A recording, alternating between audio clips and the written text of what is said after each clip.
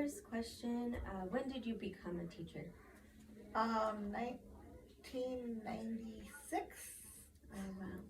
And where was the state that you first started Washington. teaching? I started teaching in Seattle, in Washington. I got my certificate.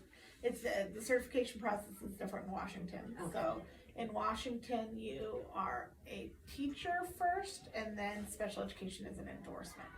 So I got my teaching certificate in '96, and I did it in the I got it in December because the program I chose specifically student taught in the fall. So I wanted a student teaching experience that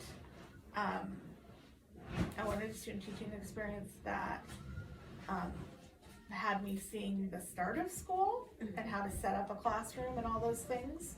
And so I picked that program, but I graduated but that means I finished the program. It was actually a master's program, so I finished the master's program,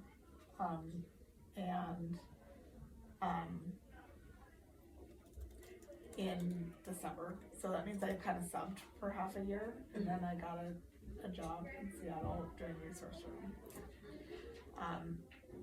At two different schools. So the way it works in Seattle frequently is that you kind of do your time either in a self-contained room, which I knew I didn't want to do self-contained, or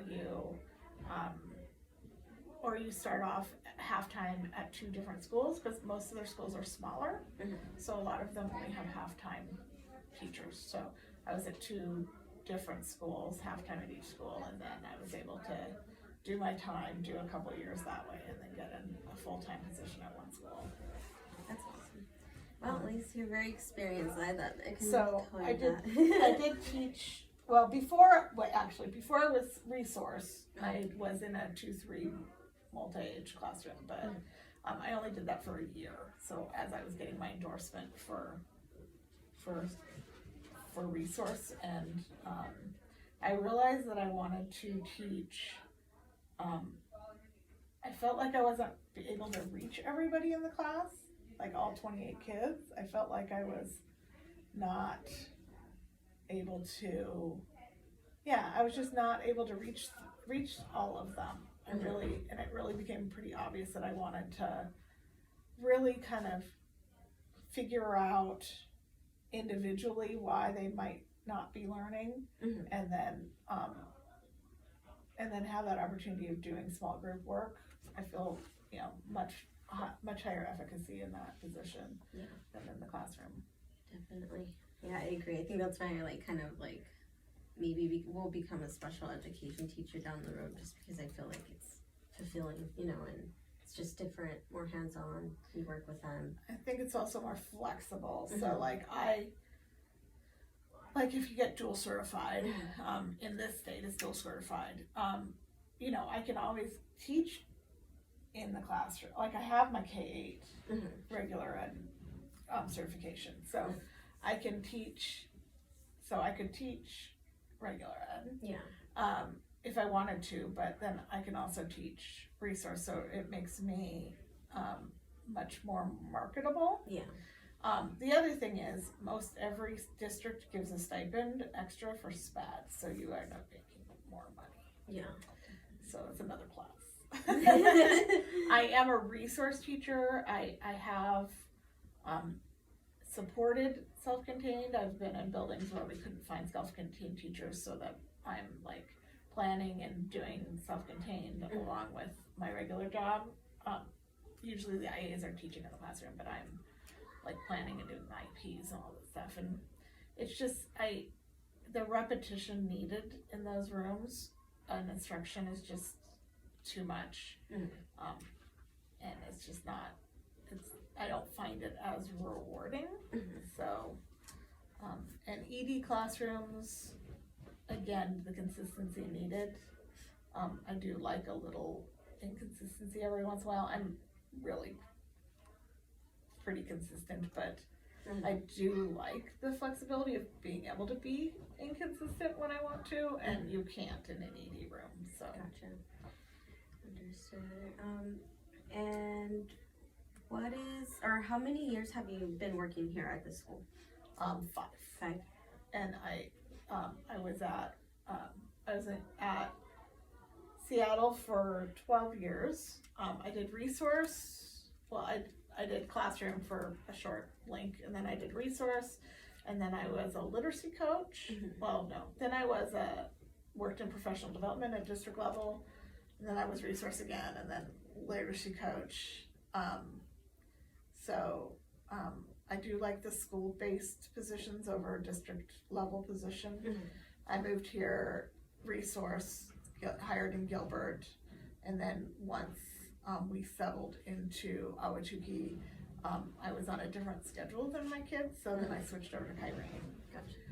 Because my kids were still in school, and then my kids were going to college, and I found out about ACU Pro, and they give 75% off tuition discount for students, and so then I got a job. Perfect. And they were opening up South Phoenix, which was really nice, because one thing that I have missed since leaving Seattle is working in title schools.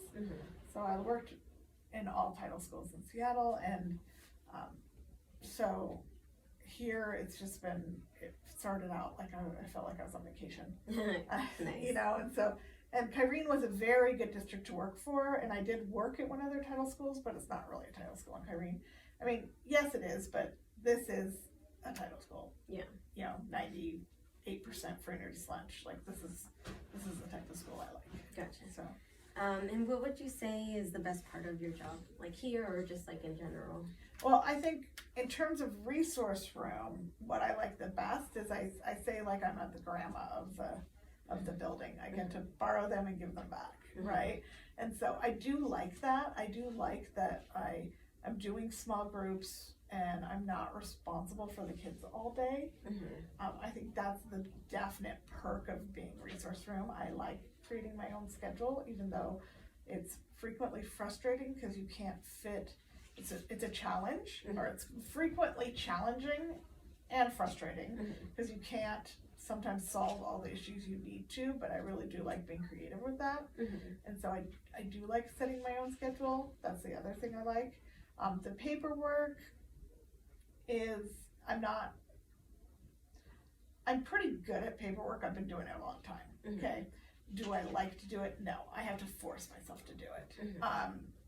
Because I just think it's kind of a side note. It's like, it's important, but it's also, I think the most important thing is the time and that I spend with the kids and teaching the kids. The other thing I like about resource room is the being able to follow kids. So like the kids that I work with, I've worked with for years, right? It's like, so I get to follow them up and I get to see their growth and I get to like be an advocate for them. So I like those aspects of the job. Yeah, definitely.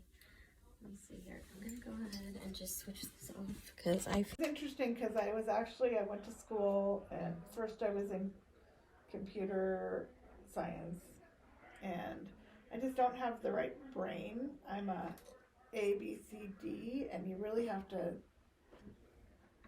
you have to have it. I struggled with the programming. I could write a program, but I had too many lines. I struggled with getting the lines down. So it just wasn't, I realized it wasn't a talent of mine. It wasn't, even though I could do it, it wasn't beautiful. The coding wasn't beautiful by any means. So I was like, okay, so what do I want to do? And so I went into accounting and I was like, going to be an accountant because they make a lot of money and I love playing with numbers. Probably too much. It's probably a good thing I didn't go into accounting. And I was like, oh, you know, when I get married and have a family, I'll become a teacher. Like, I really kind of want to become a teacher, but I'll do that when I, when I have a family, it'll be a good family job, right? And I'll just go back and become a teacher. And then I would realize, like, why am I waiting? Like, I had a job managing a before and after school program. Really liked working with kids. I'm like, why am I waiting? Why am I selling my soul for money? I kind of, not really, but I probably would have enjoyed it. But I enjoyed counting a lot, but like, why? And so I just switched over to teaching because it was something that I really found I enjoyed and loved to do. Gotcha. So that's nice. That's good. mm-hmm. What personality traits do teachers need to be successful? I think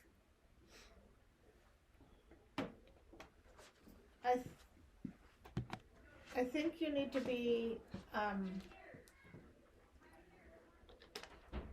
consistent. It is important to be consistent. It's something I struggle with because I'm a little ADHD, so it's hard to be consistent. But consistency, I think, is really helpful. I think a love of children, like you really need to enjoy working with children. And you kind of have to have a thick skin. You kind of have to, you can't take things personally. Like, just like working with working with the public, it's the same thing. You can't really take things personally.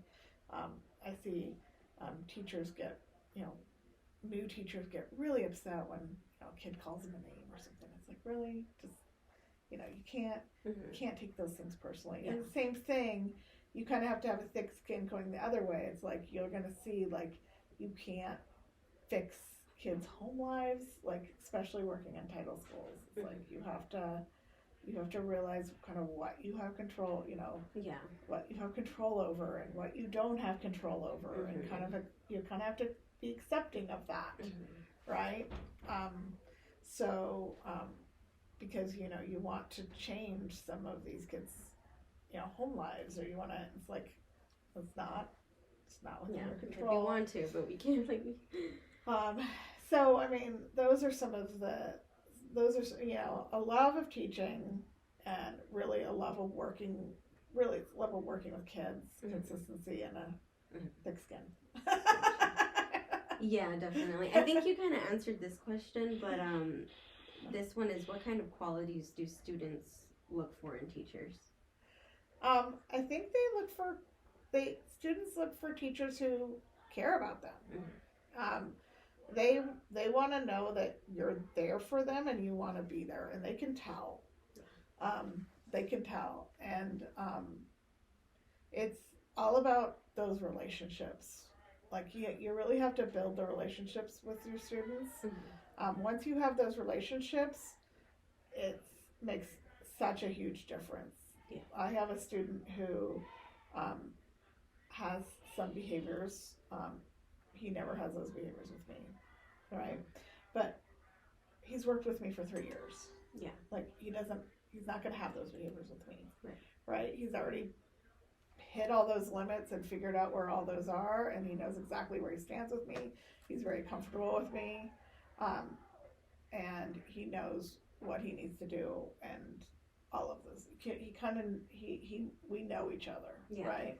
And so you kind of have to get with that, and he's been struggling this year with one of the teachers who's newer, it's like, and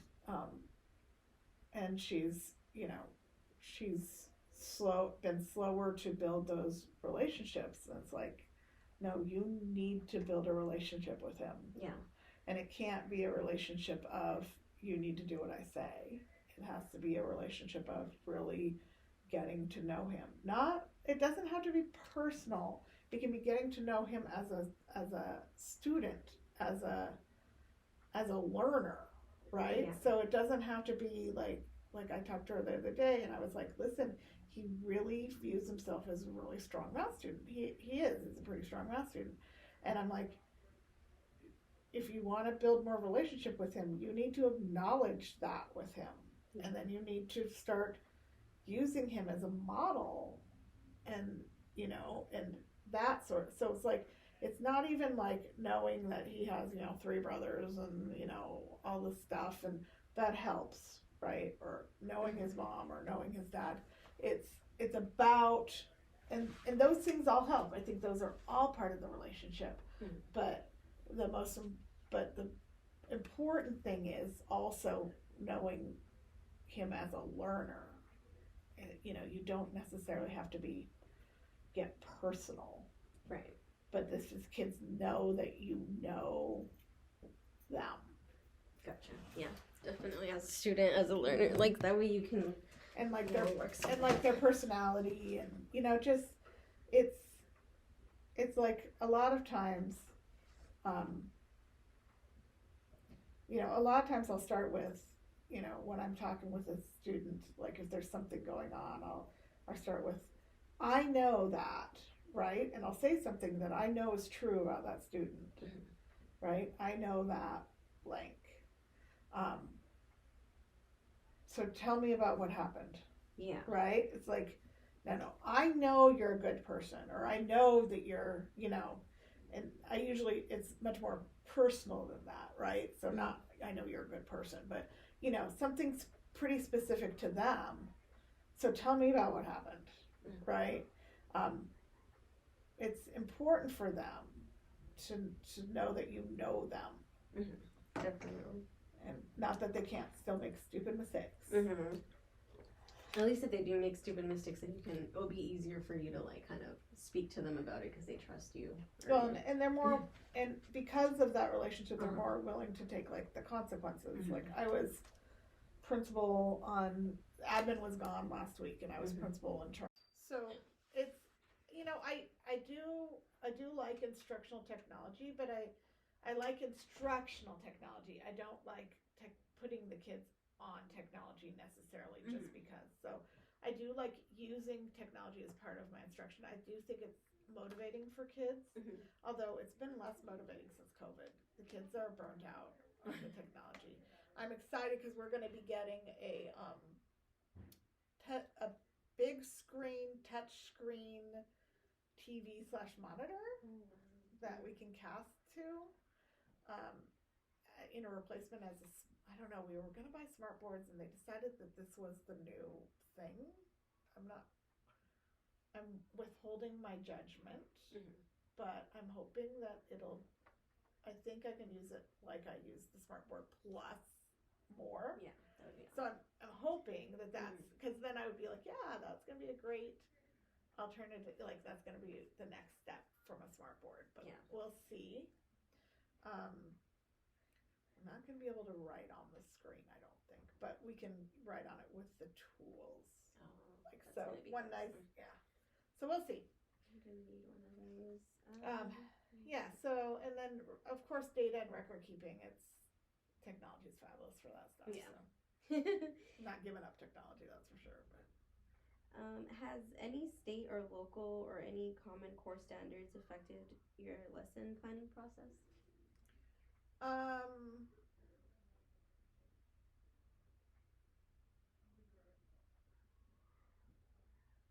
Well, I mean, you start with the standards. When I was first teaching, we didn't have national standards.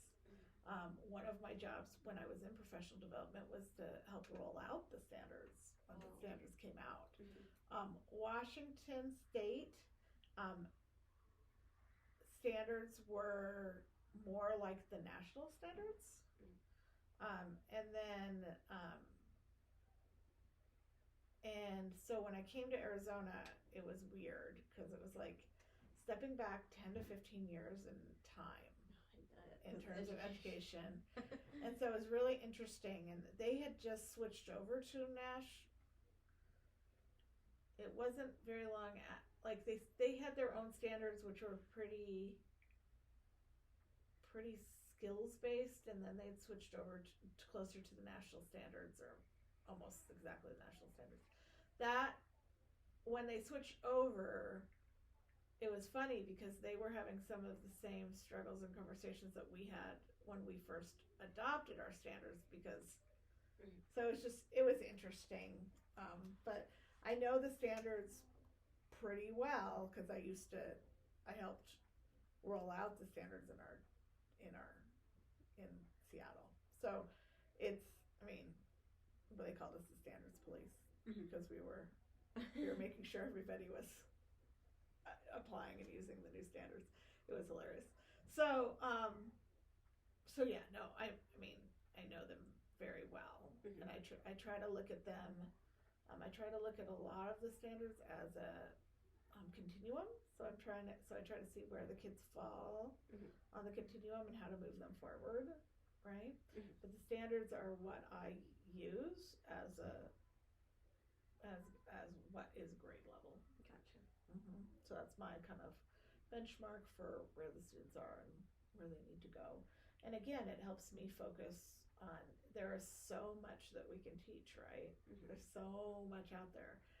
What is, you know, what are we teaching? Yeah. The other thing that really helps me in terms of narrowing them down, besides the standards, is the Big Five research, so the research of the National Reading Council.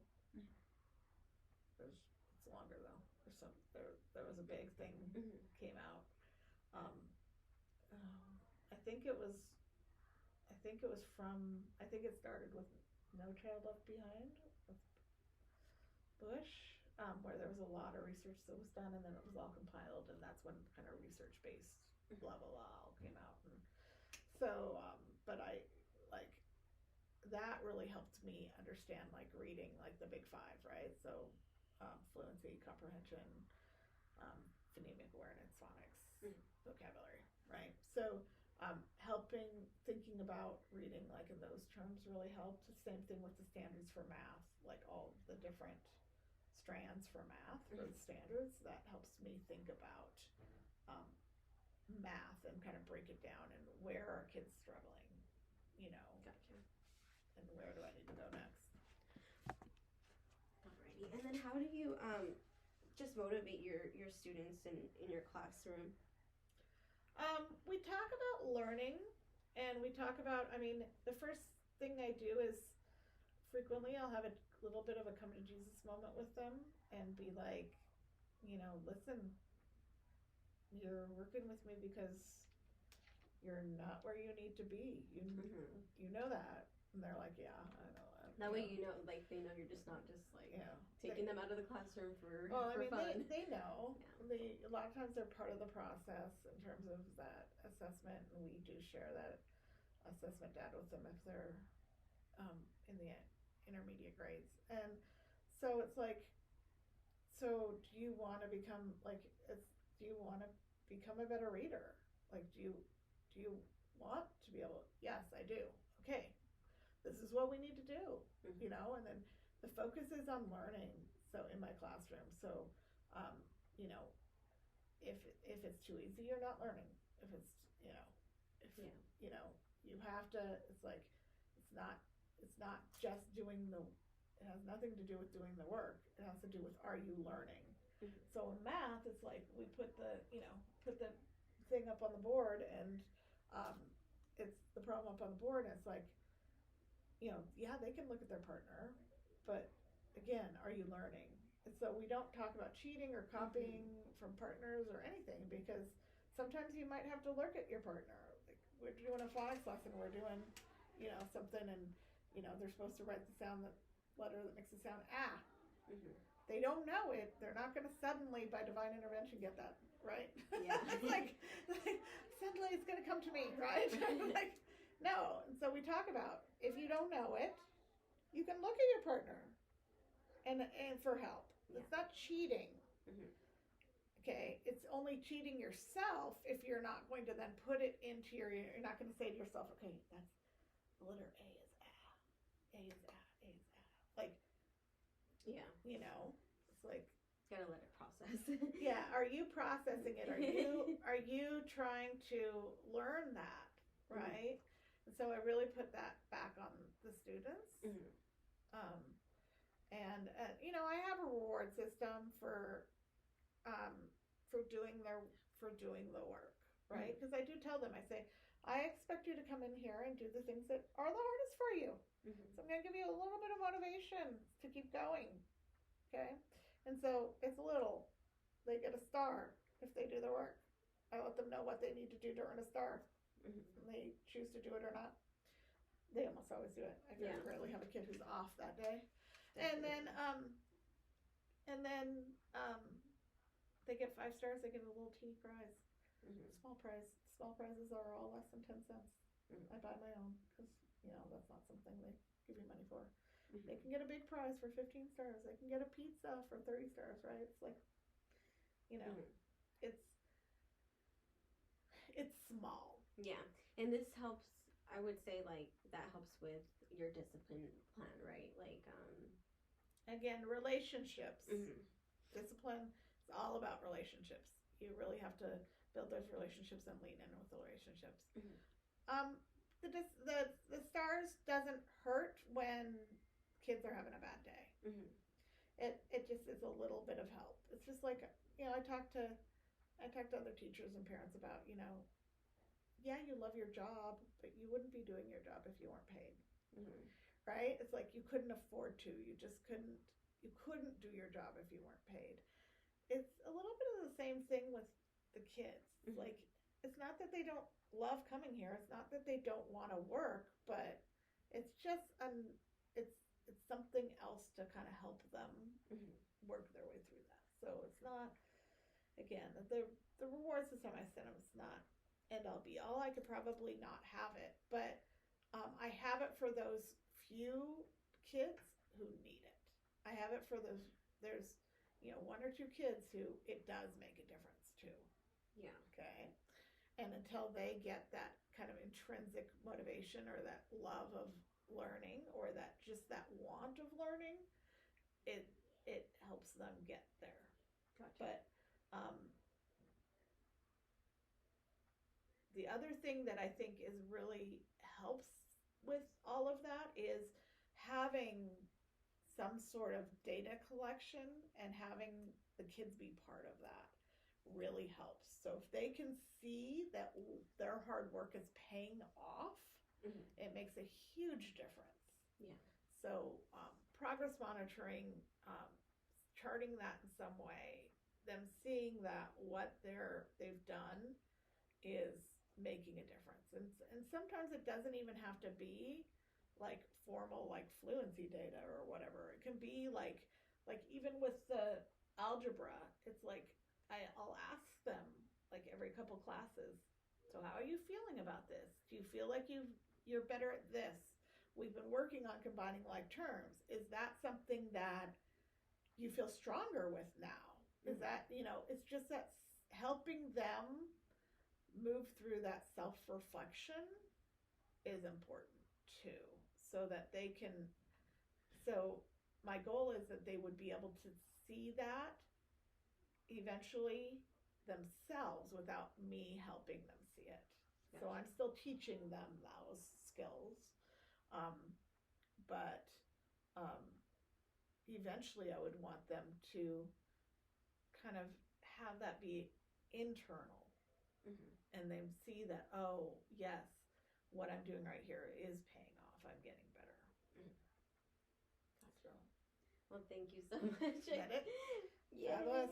Okay. Hopefully you don't have to transcribe it.